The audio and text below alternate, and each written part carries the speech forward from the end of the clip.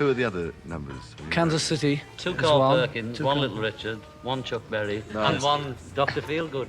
One of the problems with all their concerts was that they couldn't hear themselves.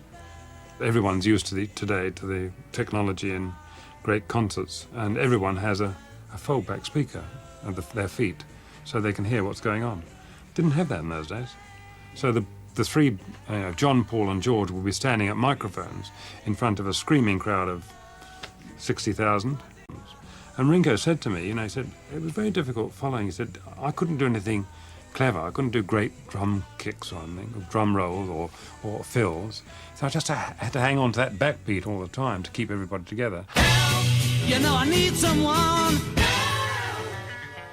We'd done the Hard Day's Night film, which was great, and Dick Lester had done this kind of slightly artsy black and white thing that I think we'd all loved. So the next thing was, okay, well, what do we do now? Well, maybe a colour film. In colour, yeah, wow, they had more money for that one. So then things went a little bit awry, I think, because what happened then was people were sort of giving up the drink, which had been the sort of stimulant of the times, and were getting into the herbal jazz cigarettes.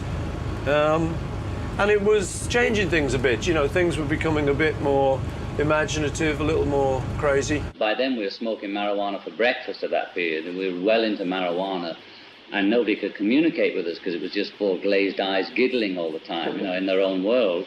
We had fun in those days. And I think that was one of the reasons for not learning the script.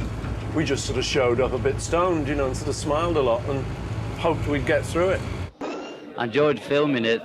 I'm sort of satisfied but not smug about it. It'll do. We couldn't do it any better than that because we're not capable enough actors to make it any better than that.